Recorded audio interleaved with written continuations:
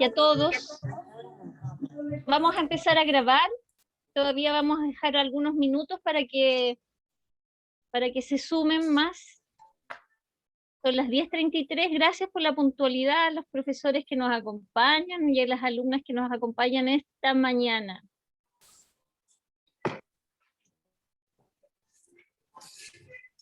¿Se escucha bien? ¿Sí? Yo escucho perfecto. Qué bueno. Saludar ahí a algunos a Universidad Cardenal Silva Enrique, que he visto por ahí que están interesados en esta mediación. Tenemos 42 participantes, vamos a esperar algunos minutos más. Para empezar, casi un participante por minuto. Sí. Como dura más o menos 40 minutos el intercambio este maravilloso, es casi uno por minuto. Es súper todo calculado. Muy bien. Así somos. Hola,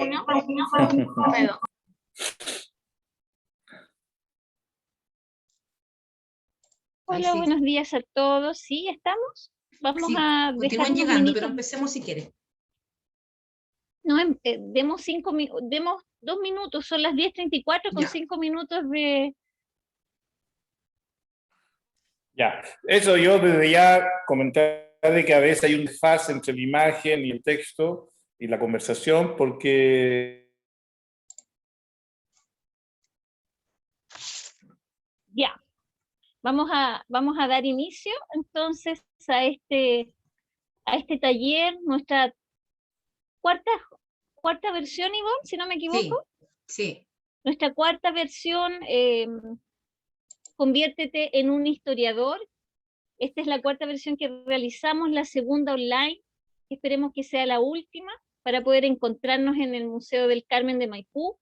Este taller tiene como finalidad vincular la historia con el patrimonio y hacer análisis y reflexiones en torno a lo que es el patrimonio material del Museo del Carmen con reflexiones actuales que están vinculadas en esta oportunidad con la historia, ¿cierto? Ficción o realidad, los cuadros históricos es el tema que vamos a tratar hoy día. Y mi nombre es Carla Miranda, me acompaña Ivonne, y esta mañana tenemos el gusto y el placer de poder estar junto a Norton Massa, un artista contemporáneo chileno,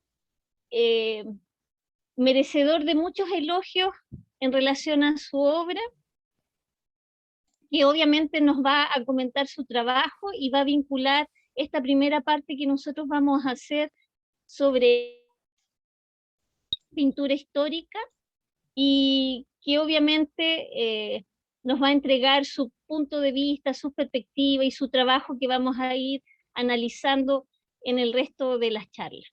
Así que les doy la cordial bienvenida a este taller, nuestra cuarta versión, y gracias por asistir al Colegio Sarah Blinder, que siempre nos acompaña. Creo que es una oportunidad para ustedes como Politécnico también pensar en el turismo desde un punto de vista reflexivo de nuestra historia y generar recorridos, ¿cierto?, aplicados también con crítica y reflexión. Bueno, dejo a mi compañera Ivonne, quien va a comenzar esta primera parte. Sí, buenos días, chicas.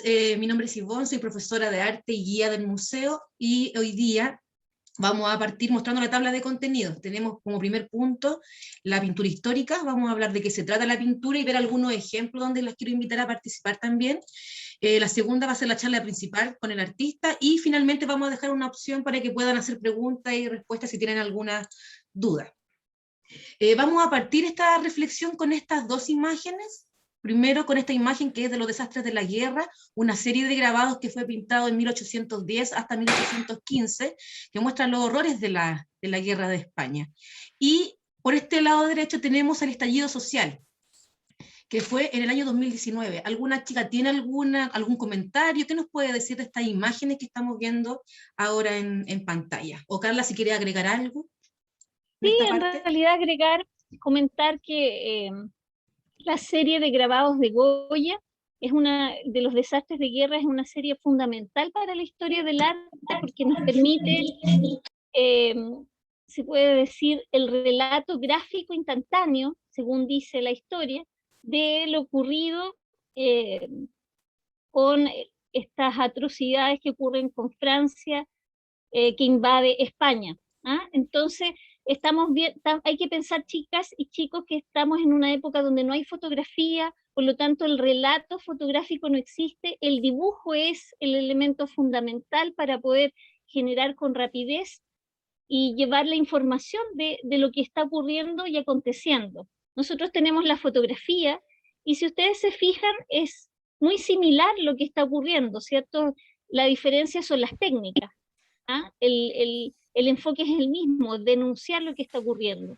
El arte como denuncia, que obviamente fue primero con el dibujo y luego se transformó en grabado y el grabado permitió distribuirlo y darlo a conocer a todas partes. Y la Carla, fotografía mira, que está en las redes sociales, dime. te iba a comentar que Camila Contreras nos dice que ella cree que es sobre algunas de las cosas que pasaron respecto al estallido y el abuso de poder, según su pensamiento. Correcto. El arte denuncia el abuso de poder y ese es el tema central de esta charla que va a tener Norto con nosotros, que tiene que ver con el tema del poder y cómo el arte critica ese poder. Sigamos, Ivonne. Ya. Bueno, acá vamos a partir primero con qué es la pintura histórica, si realidad o ficción. Para esto vamos a partir con la definición de pintura, y quiero que acá pongan harta atención, chicas, porque luego vamos a hacer una pequeña ronda de preguntas interactivas. Bueno, primero la pintura histórica es un género pictórico que se inspira en escenas de eventos de la historia. Pueden ser de la historia cristiana, que tiene que ver con el Evangelio, la vida de Jesús y la Virgen, y los santos. Está la historia historia antigua, referido a los egipcios, los griegos, los romanos.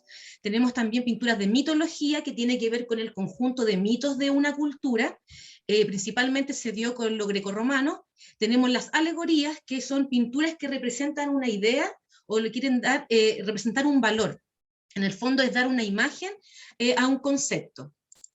Las características de la pintura, bueno, principalmente es que sea narrativa, la escena debe ser capaz de darle una narración a la pintura. Otra cosa importante es el formato. La mayoría de las pinturas históricas eran de grandes formatos, muchas de ellas murales, que estaban pensadas para decorar edificios o lugares públicos de las ciudades. Y con respecto a la composición, bueno, los colores eran colores sobrios, y el tratamiento de la pintura era muy detallado, sobre todo en la vestimenta y en los objetos. Ahora vamos a ir viendo algunos ejemplos de pintura, y la idea es que ustedes puedan decir a qué pintura es, si es cristiana, antigua, alegorías o de eventos más recientes. Por ejemplo, acá estamos viendo el rapto de las Sabinas. Esta es una pintura, si se dan cuenta, de 1799, que describe un episodio mitológico sobre el secuestro de estas mujeres de este pueblo por los fundadores de Roma. Bueno, cuenta la historia que el rey Rómulo, primer rey de Roma, había muy pocas mujeres ahí, y organiza estos juegos deportivos en honor al dios Neptuno. Dentro de todos los pueblos que llegan los sabinos, y al ver que eran tan voluntariosos, decide raptar a las mujeres. Por lo tanto, niñas, si quieren participar en el chat o a viva voz, esta pintura será de cristiana, antigua, mitología, evento reciente o alegoría. ¿Quién se atreve a decir alguna respuesta? Ahí me dicen mitología. Antigua. Sí, mitología dicen por ahí, antigua. Bueno, la respuesta correcta era la mitología. ¿Ya? Sigamos con la siguiente. Bueno, acá estamos viendo el 3 de mayo de 1808 en Madrid. Esta es una pintura realista, es de los horrores de la guerra también, de esa serie de grabados que vimos anteriormente. Y acá se representan los fusilamientos a los madrileños que estaban sublevados contra Napoleón. Acá podemos ver al héroe de blusa blanca, que contrasta con los colores oscuros y los tonos grises de la pintura. Acá, chicas, ¿qué podrá ser esta pintura? Voy a ver si alguna dice por ahí, antigua. Antigua. ¿Quién tiene otra idea? Antigua también por ahí, antigua. ¿Están seguras que antigua? Recuerden, cuando hablé de pintura antigua hablaba de los egipcios, los griegos, los romanos. Alegoría, dicen por ahí Camila, Javiera, eventos recientes. Marco Acosta, eventos recientes. Bueno, vamos a ver que la respuesta correcta efectivamente era en eventos recientes. Que estoy dejando entrar algunos. Ya, seguimos. Acá tenemos a la libertad guiando al pueblo. Esta es una pintura que representa un momento de la Revolución Francesa. Es una obra alegórica donde se representa un valor. En este caso es la libertad, que es esta mujer, que está representada en forma de mujer, la libertad. Llama la atención, bueno, acá se puede ver la Bastilla al lado derecho y el cielo tricolor que hace alusión a la bandera de Francia.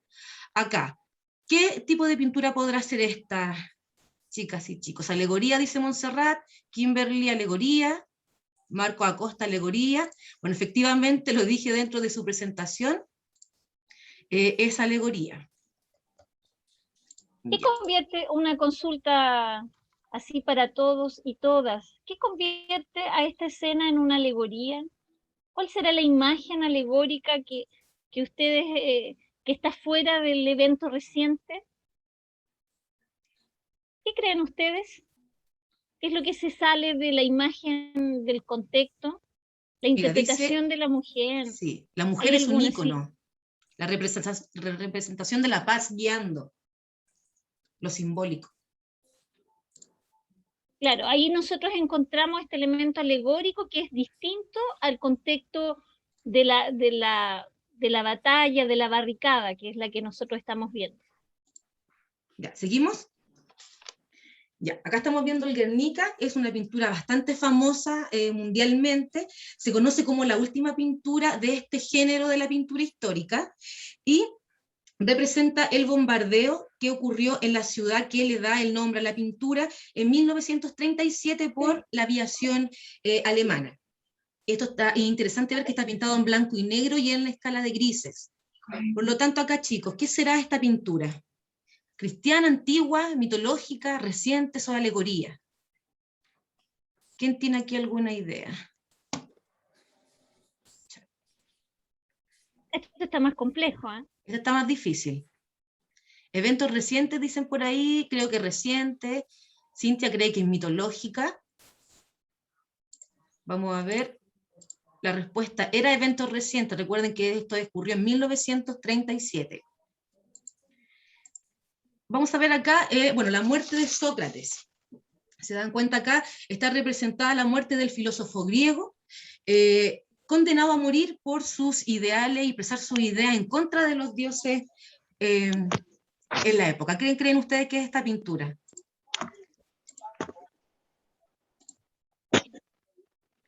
Mitologías, dicen por ahí, mitologías. ¿Todos creen que es mitología? Recuerden que dije que era la muerte del filósofo griego. Ahí alguien puso Antigua la Montserrat. Camila Antigua. Efectivamente, esta es parte de la pintura de la historia antigua. Y vamos a ver la última. Esta es una pintura bastante conocida también, La Última Cena de Leonardo da Vinci, y en esta pintura se representa uno de los últimos momentos de la vida de Jesús. Está basada en Juan 13:21, para hacer un contexto, y es donde Jesús anuncia que uno de sus discípulos lo va a traicionar. Por lo tanto, acá, ¿qué sería esta pintura? Cristiana, dice Génesis, Caro, Thaís también dice cristiana. ¿Alguien tiene alguna otra idea? Bueno, les voy a contar que, bueno, efectivamente es parte de la pintura histórica de la pintura cristiana.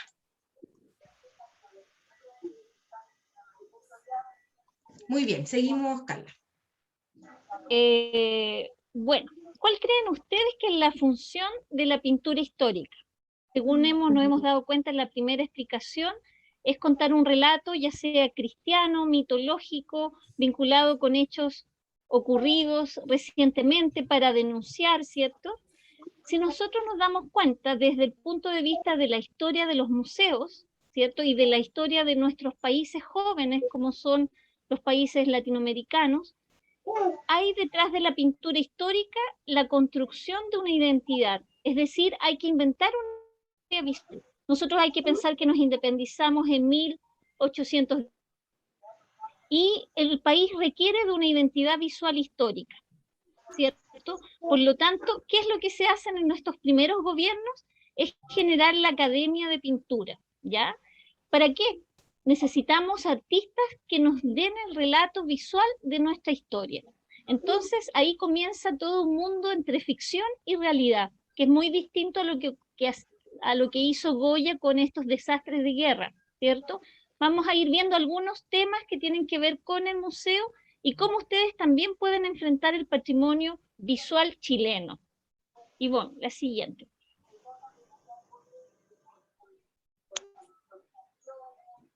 La primera, para que se imaginen, la primera obra que fue encargada por el presidente de Chile, ¿cierto?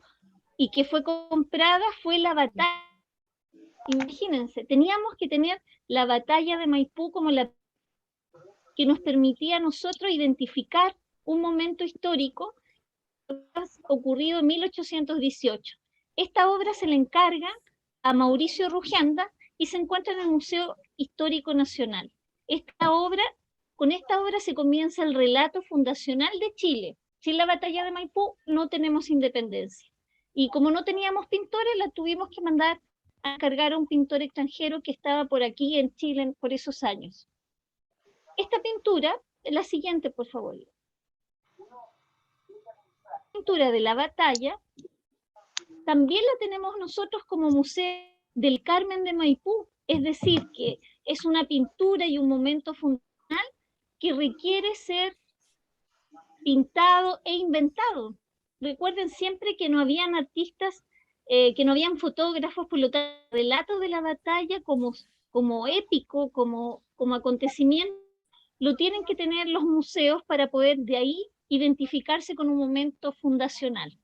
Este mural, ustedes lo conocen, está en el museo. Ahora, aquí hay una cosa excepcional que tiene que ver con la profesora Ivonne, que aparece la Virgen. Obviamente la Virgen no aparece, pero le da un estado mitológico y lo vuelve y a este evento un evento excepcional, vinculado con las creencias católicas que estaban instaladas en el pueblo de Chile fundacionalmente. Entonces aquí tenemos un tema. Continuemos. En el Museo del Carmen, por ejemplo, existe esta pintura que es un boceto, es decir, es un dibujo, es una pintura hecha rápidamente que fue encargada a un pintor francés para tratar el tema de la abdicación de Higgins, es decir, cuando se le solicita a O'Higgins salir de su poder, dejar de ser director de Chile, el director supremo. Esta es la única pieza que tenemos existente, porque la obra se hizo en tamaño de 2 metros por 3 metros de ancho, desapareció. Se la llevó O'Higgins cuando se fue al exilio, ¿ya? Y entonces, por eso tiene que ver con la construcción. Aquí se ve rápidamente boceteado Higgins, y la pintura original se pierde cuando Higgins se va al exilio. Esta obra, realizada en 1853, es lo único que nos queda. Avancemos. Ahí tenemos. Luego, Benjamín Vicuña Maquena, esto es para contarle cómo se inventan las imágenes en Chile de nuestra historia. Benjamín Vicuña Maquena viaja al Perú a tomarle una fotografía a la obra de Montboisin que se había llevado Higgins, que era una pintura que había hecho por encargo. Viaja al Perú y toma una fotografía y luego se hace un grabado. El grabado aparece en una investigación de Benjamín Vicuña Maquena en 1860. Y ese grabado es muy distinto al boceto que tenemos nosotros, que es el boceto original de la pintura que se perdió en el tiempo y que se destruyó en el Perú. Entonces aquí tenemos cómo se mandan a hacer imágenes, el Estado de Chile manda a hacer imágenes a los pintores para poder tener una identidad visual y poder contar este relato, ¿cierto?, de momentos importantes de la historia. Entonces son solamente imágenes vinculadas a un artista que recibe un relato. ¿Vea, bien? Sí.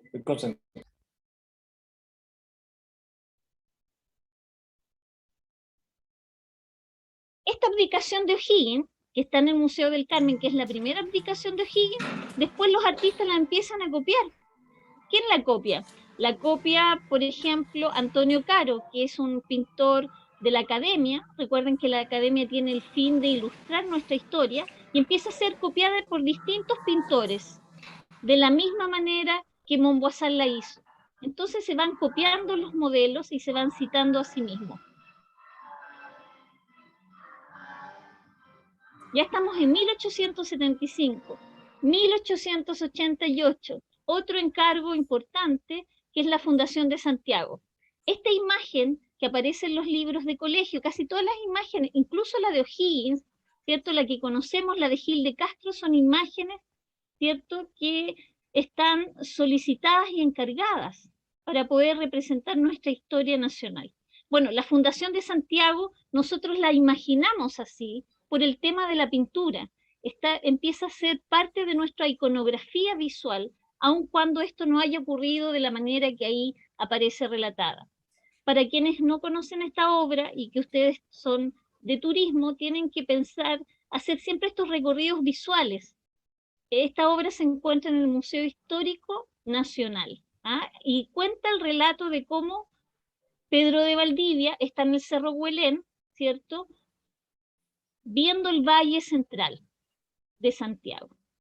También es una reconstrucción visual de nuestra historia. Por último, quería contarles una anécdota que es bastante particular y que tiene que ver con el tema del valor de las obras de arte y su campo simbólico e ideológico. Resulta que, como yo les había comentado, Benjamín Vicuña Maquena manda a la Academia de Bellas Artes, a los pintores de la Academia de Bellas Artes, reconstruir a todos los gobernadores de Chile, que estaban ubicados se encontraban ubicados donde está la Intendencia, donde está el Museo Histórico Nacional. Resulta que cuando los patriotas ganan la batalla de Chacabuco, ¿cierto?, la gente entra a este palacio donde estaban los españoles y queman todos los cuadros de los gobernadores españoles. Entonces Benjamín Vicuña Maquena, ¿qué hace? Manda volver a pintar estos gobernadores por parte de la Academia. Aquí hay una cosa que quiero que ustedes reflexionen. El pueblo chileno, en el proceso de la independencia, quemó todas las pinturas de los gobernadores españoles que estaban en la Intendencia. ¿Y qué pasó con el estallido social? Pasó lo mismo. Veamos la siguiente imagen y ahí podemos hacer nexos, ¿cierto? Hay un cambio del valor simbólico de la obra. Teníamos los retratos de los gobernadores que son parte de la historia española, de la colonialidad que queríamos dejar de ser. ¿Qué hace el pueblo? Los quema, y los quema en la Plaza de Armas, que después se va a llamar Plaza de la Independencia. Bueno, la historia se repite. Aquí tenemos un monumento que cambia su valor simbólico, ¿cierto?, y que es sacado en un lugar donde cambia el nombre de la plaza. Plaza Dignidad, ¿cierto?, por Plaza Baquedano por Plaza La Dignidad. Entonces, todos estos eventos simbólicos, ¿cierto?, son parte, y ahí tienen que ver la reflexión también desde el arte, que son los objetos que generan simbolismo, representatividad de ciertos pensamientos, y que es parte de nuestra historia visual. Con eso termino para poder conversar con nuestro artista invitado, Norton. Y aquí tenemos algunas preguntas que vamos a dejar planteadas, ¿cierto? Vamos a reflexión para la charla principal, y quiero que podamos compartirlas y vamos pensando cómo se traspasan las batallas desde las pinturas a la tridimensionalidad, que es lo que vamos a conversar con Norton. ¿Cuáles son las batallas que representan tus obras? ¿En qué están inspiradas y qué representan? Si las batallas del siglo XIX fueron por la independencia en las colonias americanas, en el siglo XX las batallas fueron vinculadas con la Guerra Fría, la influencia de Cuba. ¿cuál crees tú que son las nuevas batallas que el arte contemporáneo debe representar? Y si tú fueras guía turístico, ¿cómo contarías la historia de Chile a través de la pintura histórica? ¿Y qué obras tuyas incorporarías en tu relato? Estas son como las preguntas que tenemos iniciales. Eh, lo interesante, chiquillas y chiquillos, que nos demos cuenta que los museos guardan pinturas que tienen un valor ideológico en un momento y que el arte contemporáneo tiene la posibilidad de hacernos reflexionar en torno a esos contenidos también. Bueno, doy paso a Norton Massa, artista chileno, nacido en Lautaro, que ha sido un patiperro, que ha estado en Cuba, que ha vivido en Francia al principio en el exilio, y que tuvo una gran obra que se llamaba La Abducción, que estuvo en el Museo Nacional de Bellas Artes, donde quedamos sorprendidos con tu trabajo. Así que es todo tu público, Norton. Bueno, muy buenos días. Me alegra mucho poder participar. Estoy encantado con toda la presentación que han hecho de la historia de Chile a raíz del arte, cómo ha ilustrado el quehacer político cotidiano social, el quehacer de convulsiones sociales. Y realmente me siento afortunado a cada vez que puedo presentar un poco el trabajo que realizo, porque permite más que nada reflexionar. Yo tengo un internet aquí bastante precario, donde me encuentro en Santiago, entonces tal vez de pronto pueda tender a cortarse. Espero que no suceda, pero lo advierto, lo comento, digamos, para que no cunda el pánico. Yo estoy muy motivado con lo que estaba conversando, justamente porque me motiva mucho, porque tiene mucho que ver con lo que yo realizo. Tiene que ver con el ejercicio de la creación. En mi caso, evidentemente desde muy pequeño empecé a trabajar con el arte, me fui vinculando de modo cercano con la familia, familiares de Lautaro, somos del sur de Chile, al lado de Temuco, a 30 kilómetros de Temuco, un pueblo, una comuna que se llama Lautaro, y mi relación con el arte empieza en aquel periodo, que tiene que ver con la realidad. Y eso yo creo que es fundamental, porque lo que hace la pintura histórica, en alguna medida, o mostrar la realidad, o cambiar también la historia de la realidad, en el fondo. También son herramientas también que pueden tener muchas lecturas, porque te pueden modificar la forma de analizar algo. Yo, ¿por qué digo que es muy pequeño? Porque cuando estaba pequeño ocurrió el golpe de Estado y toda esa situación que sabemos que es muy importante tenerla presente en la memoria, para que no vuelva a suceder.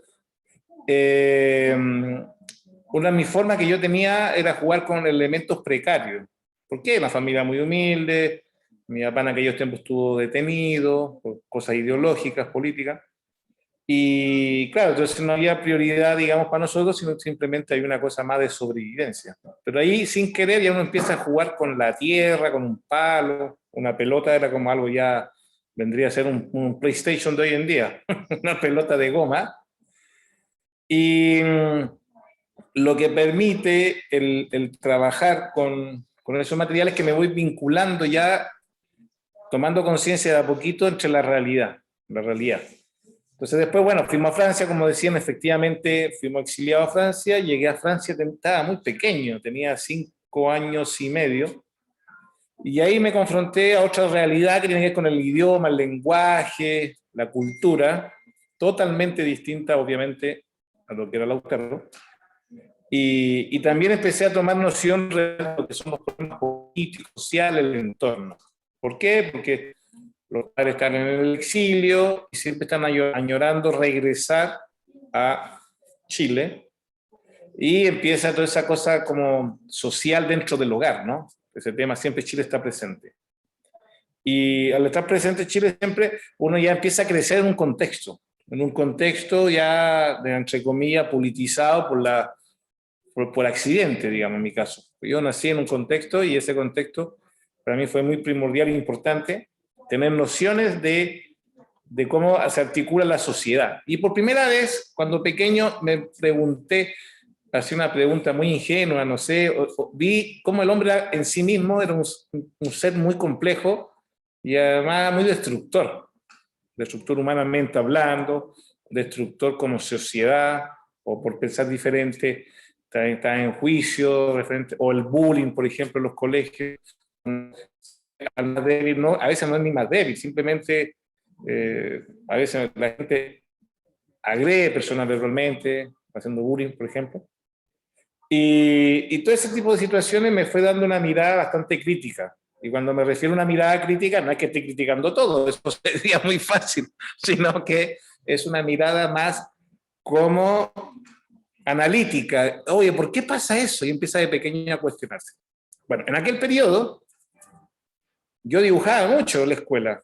En el colegio pasaba dibujando. Yo nunca me había portado tan mal que mis padres iban siempre al colegio, lo llamaban, y en el fondo era que no era que me portara mal, simplemente era que estaba como autista, dibujaba, porque era mucha información, nuevo idioma, nuevo país, nuevo todo. Pero eso me permitió llegar al dibujo, por accidente, digámoslo así casi, y ahí dibujaba, y relataba lo que yo he vivido en Chile.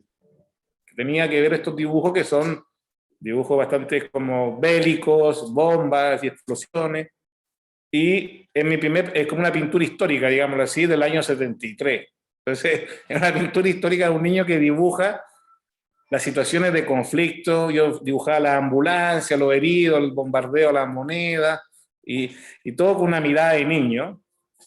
Y eso hasta el día de hoy lo sigo realizando. De hecho, estaba pequeño en Lautaro y llegó, no sé, el ejército a revisar la casa, si había armas, cosas que no había normalmente, y yo vi las metralletas gigantes. Era pequeño, tenía 2 años, 3 años, entonces después ya yo adulto después hice una metralleta de cartón gigante. Entonces, siempre está vinculado al entorno, en mi caso, que no es tan que lo usan a hacer una representación de algo, o un proyecto de algo. Lo mío siempre fue estrechamente vinculado a eso. Y ahí cuando estaba en Francia, yo cuento todo esto porque es bueno entender por qué hago maquetas después de mi proyecto, por qué hago estas monumentalidades, instalaciones monumentales, digamos así, o hago maquetas y saco fotos, que las voy a mostrar ahora, sino que fue que desde pequeño en Francia empecé a jugar, a ser de traductor del francés, porque aprendí más rápido el idioma, y todo aquello. Un segundo, por favor. Un segundo. Vea.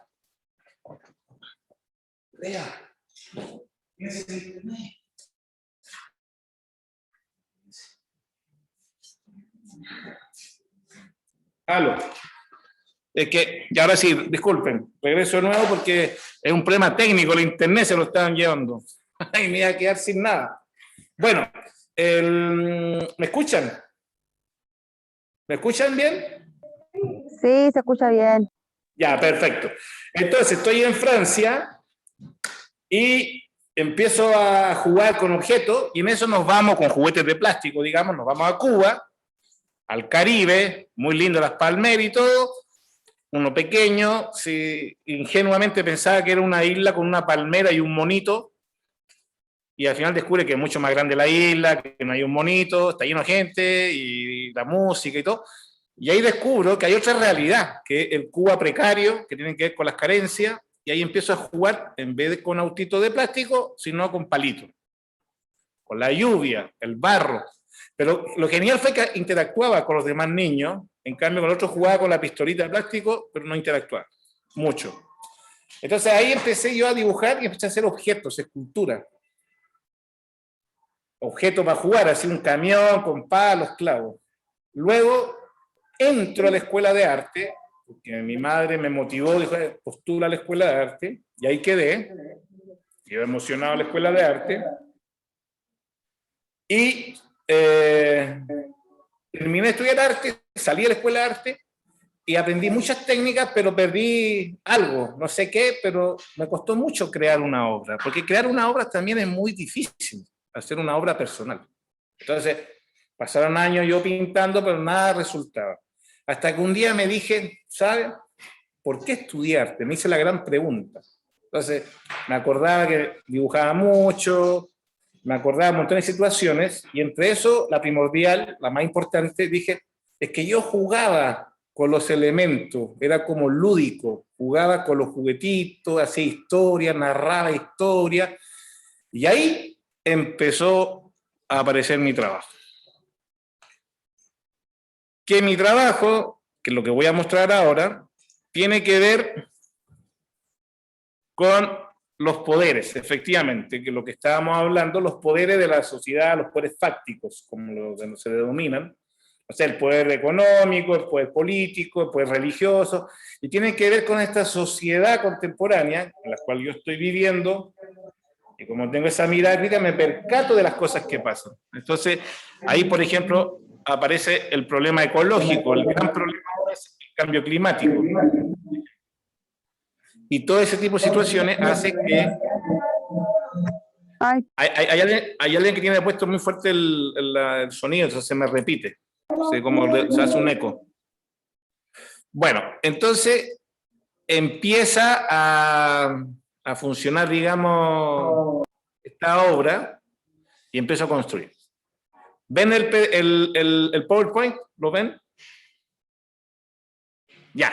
Entonces, ¿qué dije yo? Yo me dije, lo que voy a hacer es una obra artística que lo que tiene que tener es básicamente, dame achicar esto, tiene que relatar lo que es un museo. Entonces yo partí diciendo, donde se puede hablar de poder y de situaciones históricas es justamente en un museo.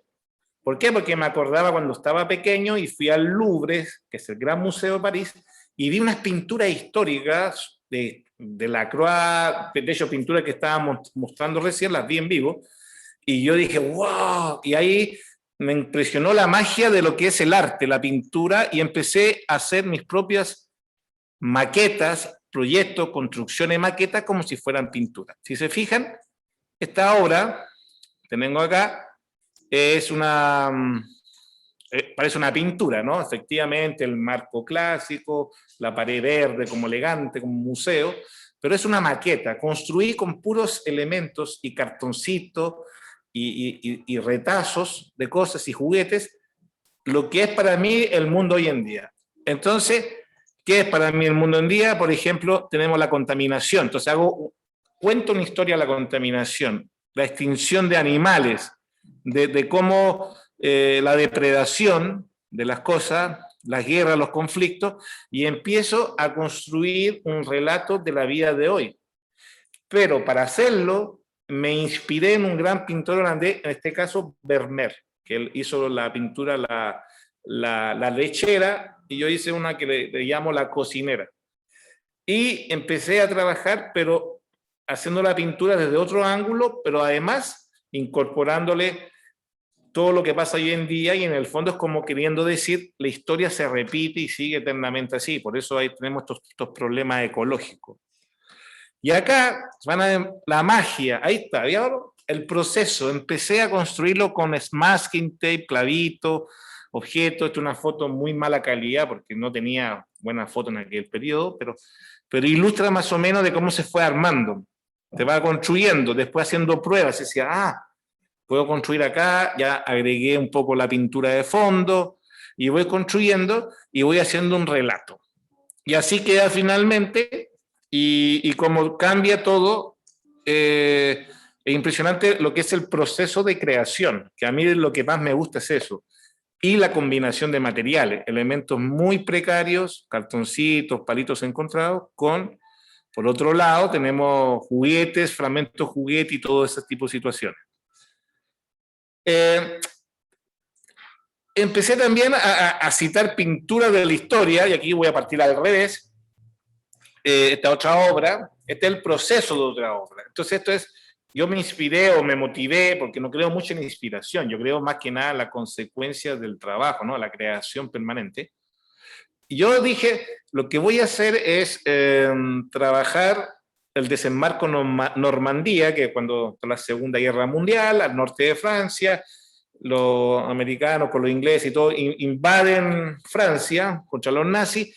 Entonces yo dije, esta obra se llama Obra Final, pero tiene mucho que ver, si se fija, hasta los castillos, está el fuego cuando se está quemando, fuegos forestales, tiene mucho que ver el mundo aquí, el globo terráqueo está como destruido, entonces, como está destruido, lo que pasa es que, claro, es un poco el mundo del recalentamiento global, y todo eso lo construí en el living donde yo vivía antes, en la casa, de un modo muy precario. ¿Se alcanza a apreciar?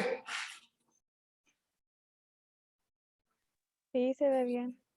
Ya, ahí se ve la construcción muy precaria en un lío, pero lo impresionante es que, claro, tengo la esponja, voy construyendo, armando relatos de cómo yo percibo el mundo y voy agregando personajes. Ahí tenemos el carro policial con los pollos ahí, y ahí está ese carro de protesta, el guanaco, como lo llaman, denominado las fuerzas especiales.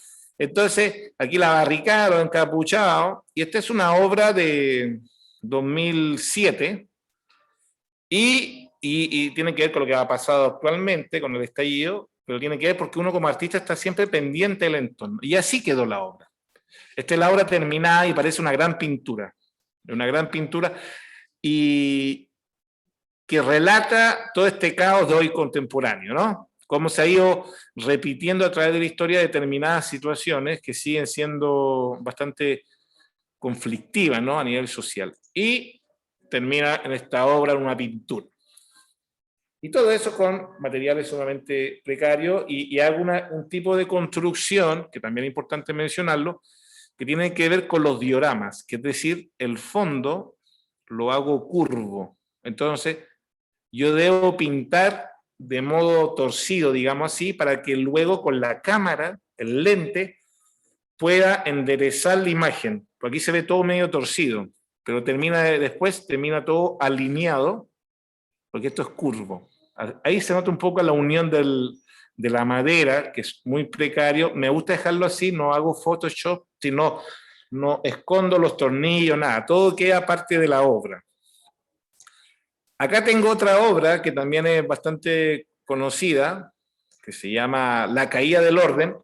Y esto tiene que ver también un poco con lo que pasó en el Medio Oriente, el petróleo, y ahí empecé a usar símbolos también de empresas transnacionales como McDonald's. Entonces, como uno va relatando lo que uno percibe con elementos, por ejemplo, acá tenemos McDonald's, que es algo de mucho consumo, y está presente acá como casi actualmente las empresas son más poderosas que los políticos. Entonces, cuando esta imagen la tomé cuando los americanos ganaron una batalla contra los japoneses y ponen la bandera americana, en este caso yo pongo lo que es el logo de McDonald's, son las cosas que suceden ahora en el tema del consumo y todo lo que afecta a la sociedad, digamos, ¿no? Y igual, en el mismo lugar empecé a construirla de modo muy precario, con maderas, haciendo, como denomino yo, artilugios visuales, técnicas, para que la gente luego crea que es una cosa, pero es otra en el sentido técnico, y eso es muy interesante a mí, en mi caso, como creador, poder desarrollar. Y aquí tenemos una pintura, por ejemplo, que se ve que es una madera pintada, y yo utilicé recursos muy simples. Detrás de esa madera puse una ampolleta. Y eso lo que hace, y cubrí el techo con otra madera luego, y esa ampolleta hace que ilumine el aura de esa pintura. Y no es Photoshop, no es computacional, sino puse una ampolleta. Y así fui construyendo, y voy construyendo mi propio relato, en el fondo, que tiene que ver con el tema que estamos hablando, de cómo uno construye una historia. Entonces yo voy mezclando distintos momentos históricos. Esta es la guerra del Golfo, que tiene que ver con Saddam Hussein, Irak, todo ese contexto, el petróleo, y voy poniendo eso visualmente en mis creaciones, relatando sobre el salvajismo de aquella situación, ¿no? Acá igual son otras piezas que en este caso me cité a Vermeer nuevamente. Entonces, El hombre en su átomo, puse el título de la obra. Vermeer hizo algo similar, pero sí, yo hice el original, digamos que otro encuadre, pero es el científico. Lo mío es El hombre en su átomo, y tiene que ver también con la cosa de los átomos, la bomba atómica, como el caos. Y estas piezas, si se percatan, las fui construyendo así, haciendo pequeños muebles, maquetas, con materiales muy precarios, con otros más elaborados, y después el trabajo de iluminación, el que realza y potencia la obra. Pero fui probando dónde ir situando estos personajes, que además tiene que ver con el momento del cine también. Aquí en Toy Story tenemos los personajes, entonces voy incorporando distintos lenguajes del Toy Story y se ponen dentro de mi trabajo. Y incluso esta pintura la cito, que la quise anteriormente, la de arriba, está aquí citada. Y eso abre un universo de situaciones que pone justamente al espectador en una mirada como que siente que el mundo es un caos, ¿no? Porque se repiten las situaciones. Esta otra de esa serie, toda esta serie se llama Sinfonía, que se me olvidó mencionar, Sinfonía del Poder Eterno, para el Poder Eterno. Y tiene que ver, claro, justamente lo que planteaban al inicio ustedes, con el tema del poder. Entonces, esto es Sinfonía para el Poder Eterno. Entonces, es una sinfonía para poder llegar a todos esos lujos y poderes sociales, políticos, y tienen que ver incluso entre pintura mitológica, clásica, histórica. Si te percatan ahí, cité a pintura o momentos históricos de la sociedad, como los romanos, y ellos están en un contexto contemporáneo. Entonces aquí, por ejemplo, tiene el logotipo de Naciones Unidas, que es un ente para proteger todos los países, que no funciona muy bien, digámoslo así.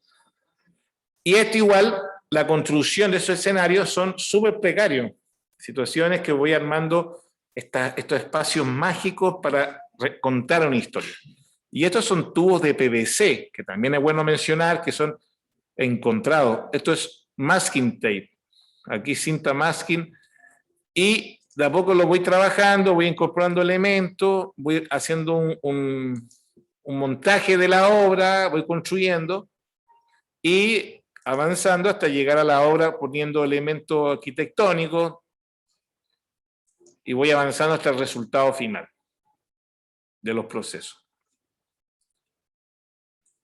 De esta serie, como la dejé para el final, para terminar esta serie y después vamos a ver si da más tiempo a otras situaciones, esta obra también es bastante conocida, se llama La Avalancha del Caos, y si se percatan después, tiene mucho que ver con lo que sucede en el estallido o con lo que ha sucedido, y reitero nuevamente, a nivel global, con toda la historia de la humanidad, ¿no? Que permanentemente hemos estado metidos en situaciones bélicas, territoriales, el caso de cuando mostraban a Goya, que pintaba los fusilamientos en España, o cuando está Picasso con el Guernica, y en fin, son muchos relatos de acontecimientos globales o locales. Esta obra yo la expuse en el Bellas Artes, es de parte de la colección del Museo Nacional de Bellas Artes, y esa obra está inserta en la pintura barroca, la sección de pintura barroca del museo, y calza perfecto, pero calza perfecto por su iconografía, por lo que está representado también, por la atmósfera, pero también una representación del tema valórico y pensante de la sociedad. Y aquí tengo la obra terminada, el detalle, pero son múltiples historias, relatos, situaciones que acercan ahí, incluso de modo anecdótico. ¿Se acuerda que en el estallido la Pikachu? La profesora justamente que se disfraza de Pikachu, las protestas, y esta obra que es 2006, y ya había insertado un Pikachu acá, el Pikachu que está presente en la obra. Ahí se aprecia el Pikachu y funciona tal como se lo iba a no sé, lo adiviné que iba a pasar eso en el momento histórico presente. Acá, detalles de la obra. Entonces también están los poderes religiosos, la cosa de como estructura de poder, básicamente. Ahí está el papamóvil, y yo me refería a lo que hasta era el recurso, digamos, de cómo la institución, el poder económico que presenta. Bueno, y esta obra la fui armando, están hasta los ovnis, ahí está una cosa de humor también, dentro de ese ambiente, y las espumas son materiales que recogí en la calle, la gente se escucha, parecía una persona que tiene mal de Diógenes, que recolecta puros objetos encontrados. Y fui construyendo esta obra y saqué algunas fotos del proceso. Y esta obra, bueno, evidentemente la tenemos presente acá, ahí queda como queda terminada, digamos, y cómo el trabajo de la iluminación es fundamental. También a mí me interesa, muchos en las obras, es poner visible todo, ahí se aprecian los nylon que sostienen los objetos, no oculto nada. Estos brillitos que parecen rayones son los nylon, que están sosteniendo los propios elementos. ¿Sí? Me gusta trabajar con la cosa de real, y eso le da como una calidad, digamos así, a la obra, que es fundamental de para poder mostrar, digamos. Yo, bueno, estoy preocupado de los tiempos, por eso estoy en la clase, pero también decir que la obra que mencioné,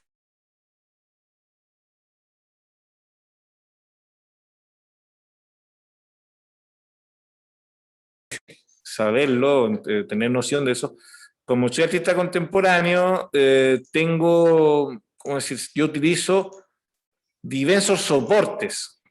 Por ejemplo, esto es una exposición, voy a hacer pero muy rápido. Esto es en México, una exposición, Geografías del Olvido, y acá yo lo que hice fue trabajar con el tema de la inmigración clandestina, y en México que van hacia Estados Unidos. Entonces son inmigraciones que tienen que ver con la precariedad humana para poder atravesar la frontera, para poder llegar ¿cómo se podría decir? Que pueden llegar a atravesar la frontera y poder acceder a distintos territorios para una mejor calidad de vida. Hay migraciones ahora que son migraciones ecológicas. Mejor lo voy a mostrar así porque está un poco pesado, está muy lento el internet. Y yo recreé distintas situaciones, ahí se ven las vallas atravesando los inmigrantes, se ve montones de situaciones trágicas y que se aprecia mediante una mira telescópica, digamos así, de fusil, y uno se reclina y desde ahí, desde la distancia, puede ver cómo los migrantes se suben a los trenes, y mientras el tren funcionaba perfecto en un tren eléctrico, los desastres en el mar. Y esta obra lo que nos hace a nosotros como ser humanos, nos cuestiona, nos interpela, nos hace reflexionar a lo que estamos viviendo. Y sobre todo a los jóvenes, me parece que es muy importante, porque aquí sí una pintura, o digamos así, un arte reflexivo, que lo que hace desde la mirada del artista, intenta hacer tomar conciencia. Por ejemplo, este tren que circula por toda la instalación, circula así y aparece por debajo, aparece en esta escena que es en blanco y negro, que es la escena de la tragedia, ¿no? Que se retroilumina como un estadio. Esas son obras de gran formato. Entonces, la diferencia con las otras obras que ustedes vieron es que la otra la hice para sacar fotografía y luego quedaran como grandes cuadros. Y esta es para que el espectador pueda estar junto a la obra y poder estar viendo la obra en el lugar como esta persona que está interactuando con la obra. Entonces el espectador es parte de la exposición, es parte de la obra, es mucho más allá que digamos así, un personaje neutro. Al momento de estar mirando la obra, tiene que tocar ciertos elementos de la pieza artística y es un personaje más. Eso. Yo no sé, yo he explicado un poco levemente, pero me interesaría las consultas y eso debido a los tiempos. No sé cómo paso. Norton, te agradecemos tu exposición. Yo creo que es muy interesante contar cómo es el proceso, ¿cierto?, de pasar de la tridimensionalidad a la bidimensionalidad en los trabajos anteriores que tú mostraste. Eh, no sé si hay en el chat alguna pregunta que quisieran hacer o directamente abrir el micrófono y darnos cuenta si acaso la pintura histórica es una realidad o es una ficción, ¿cierto? Hay algo de demiurgo, de mago, ¿cierto? En esto que está ocurriendo, porque los artistas tienen esa capacidad es lo que yo he estado leyendo un poco en el chat, algunos dicen cómo uno se anticipa. Em, ¿Cuánto tiempo le lleva hacer su arte? Pregunta Kimberly Norton. ¿Cuánto te demora hacer una obra, estas maquetas? ¿Cuánto te demoras tú en hacer una maqueta como las que nos has mostrado? Ya, disculpa, se cortó, justo se cortó cuando terminé. ¿Cortó? Por suerte alcancé a terminar, sí. Justo cuando Ya, alcancé mira, a terminar, se cortó. Dije, te paso estudio y... te preguntan cuánto te demoras en hacer una obra con estas maquetas, ¿cierto? Con Aquí Kimberly, los dioramas. dioramas, exactamente.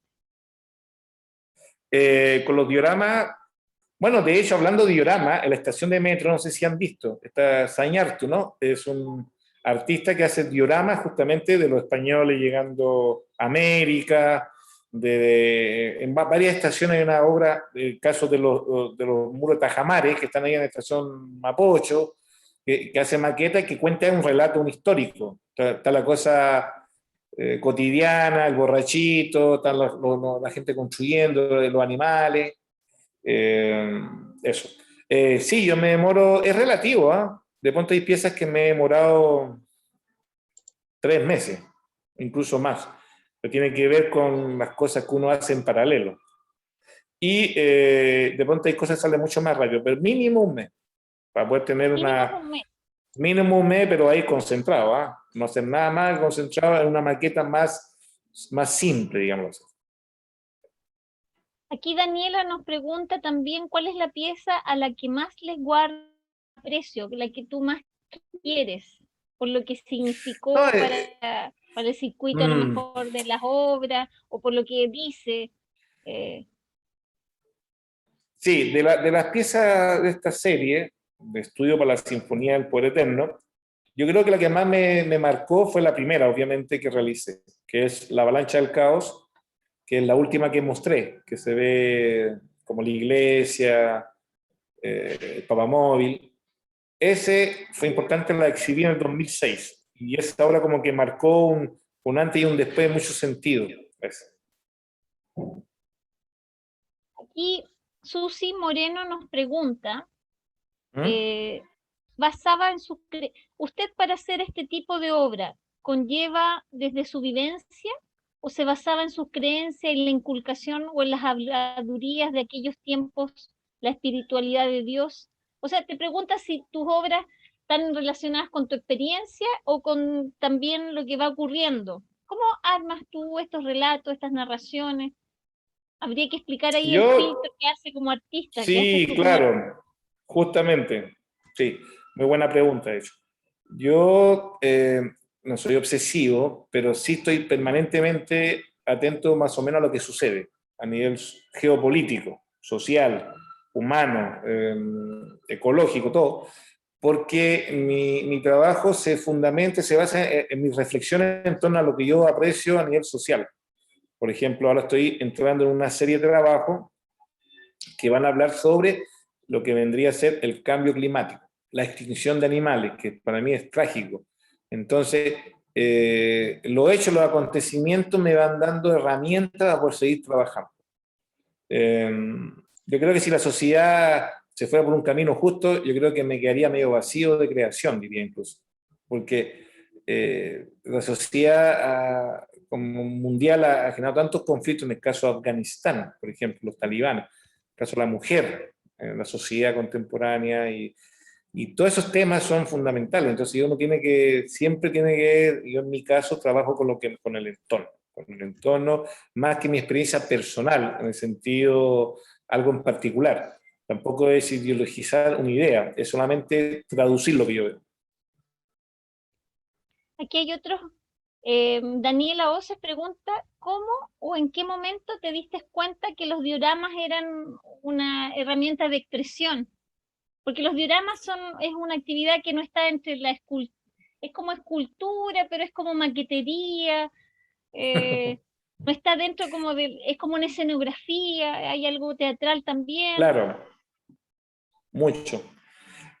A mí los dioramas, esas piezas, pues no lo he hecho todo así, pero sí yo creo que influyó mucho en ese tipo de trabajo que yo realizo, que después los pueden descubrir en mi página web, o la diversidad de obras que tengo. Tengo cosas en pintura, en acuarela, en todo, y es porque en Cuba estuve en un estudio que tenía mucho que ver con la multiplicidad de técnicas. Entonces aprendíamos grabado, y dentro del grabado está la lineotipia, no sé, serigrafía, silografía, que son trabajos en madera, en metal, distintos tipos de técnicas. Después teníamos dibujo, teníamos pintura, pintura al óleo, pintura, en fin, todo tipo de pintura. Después escultura, todo tipo, fotografía, talleres opcionales de escenografía, diseño.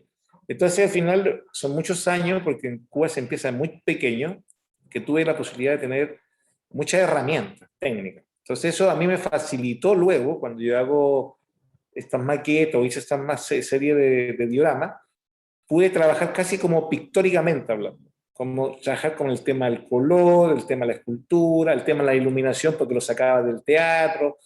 Ahora, cuando empecé, yo creo que yo siempre hice de algún modo eso, pero de modo mucho más precario. Cuando uno es pequeño, juega con los autitos, el camión, la bolita, y va como haciendo, recreando distintos lugares. Yo me acuerdo, pequeño, jugaba con barras, un castillo, ponía un autito estacionado, y con mis compañeros de infancia, amigos, y ya estábamos haciendo una maqueta, digamos, pues estábamos construyendo algo que era como uno en la mente lo ve como grande y juega con una carrera de bolita. Por ejemplo, hace un circuito con las bolitas, hace carrera de bolitas, y uno ya está emocionado y se imagina que es el mejor auto del mundo y una bolita. Entonces, como el Hay una imaginario, pregunta ya aquí, otra pregunta siempre. que es interesante, tiene muchas preguntas, así que, a ver, vamos a ir devolviéndonos porque ha impactado tu trabajo, Norton.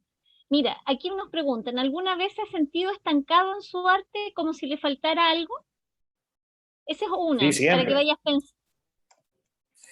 Siempre he tenido esa situación Lo que pasa es que uno siempre se sobreexige, en el sentido, siempre está alerta, porque el momento que uno crea que está todo resuelto, estamos mal, porque siempre hay cosas que mejorar, o de pronto uno se pasó en algo y hay que retroceder un poco, y lo que hago yo en mi caso, justamente cuando trabajo con ayudante, incluso con amigos, cuando tengo un proyecto, lo converso con los amigos, los converso porque yo creo que la mirada externa es muy precisa, es muy buena. Y pues siempre hablo de trabajo de equipo, cuando hago esas instalaciones grandes, las maquetas no, pero las instalaciones grandes tienen que trabajar en equipo. Y siempre claro, me cuestiono, siempre estoy alerta, que le falta algo, a veces hay unas obras que encuentro están bien, otras que tal vez, pero es muy difícil saber cuando una obra está terminada, porque siempre uno quiere seguir haciéndole algo, como no sabe cuándo parar. Mira, aquí hay una pregunta que tiene que ver justamente con el tema de lo personal y el tema político un poco. Te preguntan, ¿ha hecho dioramas basados en su sentimiento y no en su pensamiento, en lo que está ocurriendo? Lo que pasa es que todo tiene que ver un poco con mi pensamiento. Esa es muy buena pregunta, porque De Kimberly, ahí obviamente, claro, pero obviamente tiene que ver un poco con lo que pasa emocionalmente, porque si no, no haría ese tipo de obra.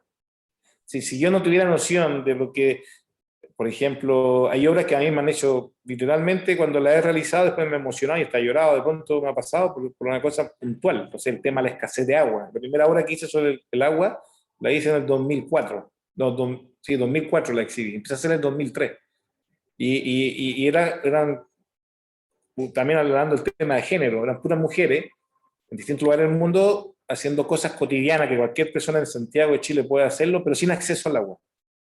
Y era una instalación que se llenaba de agua, bajaba el agua. Y ahí evidentemente uno se involucra no tan solo por lo que ve, sino emocionalmente. Yo estaba haciendo esa obra, la estaba haciendo en arcilla, y miraba la imagen de una abuelita cargando agua arriba, trasladando, no sé, mucha agua, todos los días para poder hacer algo básico. Y eso a mí me emocionaba, y decía, pucha, qué terrible, qué terrible. Y eso porque en el fondo uno no puede desligar la emoción en la cosa personal de la obra, porque si no, ahí hay una disociación y no se puede gestar el trabajo. Los temas, de hecho no haría estos temas, sería como que no me interesaría. Ahora, es cierto que también es bueno decirlo entre comillas, cortito, es que hay gente que no tiene mucho sentimiento y a veces aprovecha de determinados temas porque quieren ascender o quieren llamar la atención o quieren generar un escándalo y solamente se aprovechan de un contexto, no tan solo en el arte, en muchos ámbitos. Entonces, hay artistas también que de pronto como que chamullan la emoción, digamos así. Mira, aquí hoy hay tantas preguntas, pero bueno, para, ¿cuál es tu consejo para alguien que le gustaría empezar a hacer arte? Esa es una en relación a la vocación, que es muy importante, que la pregunta Sí, sí, Javiera. sí. ¿Cuál Mira, es tu Javier, mira, a mí consejo? me parece, sí, no, mi consejo es perseverar, seguir, porque cuando digo perseverar, no en el sentido que uno no quiera perseverar, simplemente porque la sociedad igual te empiezan a decir, no, pero ¿estás seguro que te gusta aquello, esto? ¿No será mejor que puede ser de pronto estudiar ingeniería comercial? Que no será porque, sí, porque estudiar arte igual es caro, porque estamos en un país donde todo es caro, entonces es muy caro, entonces muchas familias de pronto no saben el valor que tiene la creación. Y lo más difícil es, cuando yo digo perseverar, es perseverar en el entorno familiar muchas veces. Yo conozco gente que no han sentido el apoyo de la familia. Y muchas veces cuando pasan estas situaciones, más que hablarle a ellos, le hablo a los padres. Y digo, crean en esa herramienta. Es decir, yo me dedico al arte, tengo suerte, porque gran parte de mi mamá y mi padre me inculcaron esa vocación, nos apoyaron desde un inicio. Y lo que uno haga en la vida tiene que ser por felicidad, no tiene que ser por, tiene que lo hace porque está feliz, el tema que le gusta, y si alguien de la familia quiere ser doctor, perfecto, el otro quiere ser pintor o cantante, lírica, lo que fuera, que encuentro fantástico, pero tiene que estar la familia atrás dando el apoyo, el entusiasmo, buscar recursos, posibilidades, alternativas. Ahora, para ser bien Perseverar. preciso, por ejemplo, claro, y por ejemplo, inscribir a talleres jóvenes, meterse al tiro en talleres desde muy pequeña edad, temprana edad. Están los talleres de Balmaceda Arte Joven, por ejemplo, que sale 1.000 pesos la inscripción. Estás 3 meses en un taller. Obviamente ahora presencial no están, por el tema de la pandemia, pero tiene que haber sistemas que son muy constructivos. Siempre estar permanentemente en talleres. Yo cuando empecé a hacer mi primer estudio de arte tenía 11 años. Me puse a talleres de dibujo en Cuba. Así un taller libre. Norton, aquí hay una súper pregunta. Mira la pregunta que te voy a... de Daniela Oces. Dice, si pudieras definir la esencia de geografía del olvido en pocas palabras, ¿cuáles serían? No, esa ahora tiene justamente que ver en la frase, ya lo dice, porque yo puse, para poner el contexto esa obra, lo pueden ver en mi página web, ahí sale el video, sale el making of, cómo se hizo todo. Lo hice en el Museo de Guadalajara, en una ciudad en México, en el Museo Musa, que es de la Universidad de Guadalajara, un museo muy prestigioso mexicano. Y lo que el tren que ustedes apreciaron un poco en la imagen, es un tren que recorre todo México, que sale del sur de México hasta el norte de México, donde muchos inmigrantes se van en los techos, porque son trenes de carga. Y ese tren atraviesa por distintos lugares de México para llegar a la frontera con Estados Unidos, y los migrantes se suben para poder pasar la frontera no tienen recursos, ahorran recursos y se van en esa expedición trágica, porque es muy violento lo que pasa en ese tren. Y ese tren pasa por Guadalajara también, con los migrantes arriba. Entonces se llama Geografía del Olvido. Era como, no olvidemos que ahora mismo, si yo me quedo en silencio en la inauguración, capaz que escuchemos el pitito del tren. Y yo estaba en el hotel y escuchaba el pito del tren. Y yo decía al tiro, ahí van gente arriba al techo, seres humanos, con familia, con todo. Entonces, es no dejar de sentir la sensación que en el fondo, cuando algo se convierte rutinario, al final te puede estar dañando o puede estar dañando y no te percatas, porque ya se te olvidó. Perdiste la noción de impacto y perdiste la sensibilidad. Y esa hora lo que hacía reflexionar, lo que más llevaba era eso, a nunca dejar. Entonces por eso uno miraba desde una mira telescópica, era como eres un boyerista o eres alguien que está controlando la situación, y lo miraba reclinándote, o te obligaban en alguna medida a tomar conciencia de, no sé, pedir perdón por no hacer nada más de lo que se puede hacer. Y se pueden hacer mucho más cosas que solamente saber de qué pasa el tren con gente en los techos, que van a un desastre humano, digamos. Eso. Bueno, hay muchas preguntas, pero en honor al tiempo voy a preguntarte una que se repite. ¿Es pura casualidad o hay alguna razón por la que siempre hay armas en tus obras? Armas. El tema de las armas, que aparece como una Sí, sí, constante. sí. No en todas las obras hay armas, por suerte, porque sería como preocupante, pero sí están muy presentes en muchas de ellas. Vamos a poner un ejemplo. Yo fui a exponer, este yo creo el ejemplo más gráfico, porque como conté al inicio, desde muy pequeño estuve vinculado a las armas, porque tengo un trauma de niño, está siempre confrontado a lo que es la cosa bélica, y eso le puede pasar a cualquier niño. Ahora mismo en Afganistán los niños están viendo la violencia, entonces ese niño cuando te dibuja una pistola, un avión y una bomba. No te va a dibujar en una playa tomando sol o alguien, no sé, comiéndose un pastel. Porque el niño lo que hace, traduce lo que él ve. Entonces, en este caso, traduce esa tragedia. A mí cuando pequeño me pasó efectivamente, tuve esa cercanía y tuve un shock emocional, digamos.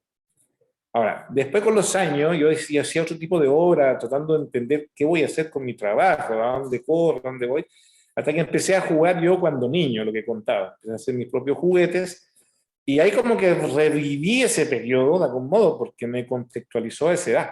Empecé a vivir nuevamente que yo andaba, sí, pero ese periodo estaba preso, iba a la cárcel, veía las armas, llegaron a la metralleta a la casa. Entonces, empecé a tomar noción de la violencia humana y empecé a trabajar esos temas. Y yo, por ejemplo, quería decir que en México yo hice también en la Feria de Arte, que se llama MACO, en Ciudad de México, se arriendan unos stands. Entonces las galerías arriendan stands para vender obras. Entonces me invitaron a participar, a hacer un proyecto in situ al lugar, y yo lo que hice fue una armería. Dije, ¿vos sabés qué más? Voy a vender armas. Y me instalé con una armería de cartón y palo, con una promotora, y todo de cartón y palo, y hice una armería, la pueden ver en la página, y lo que hacía yo era reflexionar, la gente vende arte y otra gente vende armas en este mundo. Y el arma, lo único que te lleva el arma es pobreza, y por eso pobreza humana. El arma no te lleva alegría, te lleva tragedia y pobreza. Por eso todas las armas eran de palitos, cartón, y entonces la gente dice, oh, es una armería, sí, pero de pobreza humana, porque es como el material, que hubiera sido de fierro no, pero son de cartón, clavo, tornillo, era pobre. Y justamente cuando se inaugura la feria, al día siguiente en Estados Unidos un estudiante entró a una universidad, un colegio, y asesinó como 10 personas en Miami. Y es la venta de armas. Entonces la obra se contextualizó, porque es una realidad, la venta de armas. Yo estoy vendiendo armas en la feria, donde hay muchos americanos que iban, gringos, de Miami, Nueva York, y de pronto van a la feria de arte y una persona nos pone ojo en eso de que la venta de armas lo que trae es tragedia. Entonces, en el fondo, las armas, cuando yo las pongo en ese contexto, las pongo en el contexto de que jamás una bala va a resolver algo. La bala siempre va a generar una herida profunda y eterna. Eso. Bien, agradecemos las preguntas de las chiquillas y chiquillos que están con nosotros hoy día, que fueron muchas, hay algunas, disculpen por no poder contestar. Vamos a enviarle el link de la página web de Norton para que puedan conocer más profundamente su obra. Y quisiéramos despedirnos también. Y vos, no sé, tenía... Sí, sí, antes de despedirnos queremos dejarle un desafío a las estudiantes, a ver si se atreven a hacer esto, que es representar con objetos, como vieron en el ejemplo de Norton, un concepto o una historia, que puedan tomar una fotografía y nos envíen a mediación museodelcarmen.cl para poder compartirlo en la noticia de este taller. Carla. Bueno, yo quisiera, si me permiten, Sí. quisiera despedirme, bueno, agradecer la invitación. Sí. No, estoy muy contento, muy agradecido. Y también reconocer que las preguntas que me han hecho son muy lindas y muy importantes, cosa que no siempre sucede, lo cual me alegra mucho, porque como que genera una reflexión y son preguntas muy interesantes. Y desde ya invitarlos que en el mes de abril voy a hacer una gran exposición. Así que lo podemos coordinar después internamente cuando se haga esa exposición en el Museo de Arte Contemporáneo y Bellas Artes. Ahí tal vez si no hay aforo, podríamos de pronto hacer una visita guiada ahí en el contexto del museo, los que están presentes en este taller, y pueden ver, oh, ahí estamos, mira, esta es la nueva obra, que va a ser bastante grande, para que eso. No, muchas gracias por tu invitación, vamos a estar atentos. Vamos a finalizar entonces este taller que ha sido muy interesante para todos. Hemos aprendido un montón de tu trabajo y nos vamos a quedar con la pregunta, la pintura histórica y las manifestaciones del arte contemporáneo con temas actuales, ¿son verdad o ficción? Eso vamos a dejarnos ahí, esa reflexión. ¿Cómo, perdón, la parte final? No escuché bien. Te mencionaba, Norton, que finalmente la pintura histórica es verdad o ficción. Es lo que nosotros vamos a quedarnos con esa Sí, cuestionamiento, ¿cierto? Yo creo que de todas maneras los artistas a través de la historia nos han podido mostrar, ¿cierto? Todo lo que va ocurriendo, nos anticipan lo que va ocurriendo en la sociedad. Así que con eso nos vamos, chicas, chicos, muchas gracias por su participación y esperemos encontrarnos en una próxima actividad. A los profesores que está ahí, la profesora Sandra, muchas gracias por invitarnos a su sala de clase. Gracias. Gracias a ustedes por la invitación fabulosa que nos dieron a nuestras estudiantes. Así que muy agradecida. Gracias, Ivonne. Gracias a ustedes. Gracias, Norton. Invítanos a todas estas instituciones. Así será. Gracias, Norton. Es que puro generar motivación y el arte, aunque no lo crean, es una herramienta importantísima para cambiar el mundo de miles de formas. Así que... Sí, Norton, y no sí, sé si tú sabes que nuestras estudiantes son de turismo, por lo tanto para mí era muy elemental saber, ¿cierto? Y sensibilizar para entregar después estos speeches, esta apreciación a nuestros pasajeros, muy importante. Claro, fantástico, muchas gracias. Gracias. Yo le tengo una pregunta que no se me Pregunta. Es que en un video que yo vi, usted había dicho que a usted le encantaría que sus obras fueran más conocidas. Quería saber si hasta el día de hoy han sido más conocidas que antes. No sé en qué video dije eso, siempre, como dice un montón de cosas, no, la obra sí, a la obra ya está súper conocida ya, sí. De hecho me sigue gente de, no sé, hasta de Ucrania, por decir, no sé, me han pedido carátulas, diseños en Ucrania, tengo obras, bueno, no sé, en México, Estados Unidos, Canadá, Francia, en fin, por todos lados.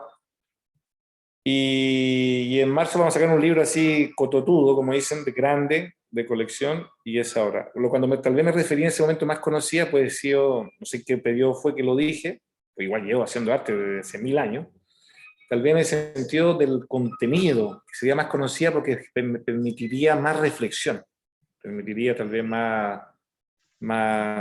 tener más noción de los temas que yo trabajo, que eso yo creo que es importante. Qué bueno, entonces usted podría decir que está conforme con todo. Sí, claro, por supuesto. Muy contento, de hecho. Muy contento de cómo el trabajo ha evolucionado, de cómo ha interactuado con las personas y lo increíble es que de modo transversal. Eso también, ojo con eso, que eso es muy importante. Generalmente estamos en una sociedad en que todos estamos o de un lado o del otro. Y no, yo tengo obras muy transversales. Digamos que tengo gente que piensa totalmente distinto a mí, que tiene obra mía en sus colecciones. Y la obra le ha permitido reflexionar. Y ahora hay gente que piensa igual a mí, que no tiene nada. aunque pudiera, no tienen obra. Y eso es transversal. Bueno, muchas gracias. Que estén muy bien. Vamos a terminar, porque tengan cursos. Que estén muy bien. Gracias a todas. Muchas gracias a todas y a todos. Que estén muy bien. A todos Gracias, y a todos. Norton. Muchas gracias. Chaito. Nos vemos. Chao, que estén bien. Gracias. Chao. ¡Tío, pase para la foto! Una foto quieren, Norton, espérate, una foto contigo. Perdón. Una foto colectiva que prendan las cámaras, sí, pues. Y que es la manera de los que están ahí. Ya. Ya listo, muchas gracias. Si Ya, lo ven, chaito. denle like. Gracias, que estén bien. Las esperamos en el museo. Sí, gracias, Ivonne, por todo. Gracias. Gracias, que estén muy bien. Chao. Gracias por la... Se pasaron. Chao.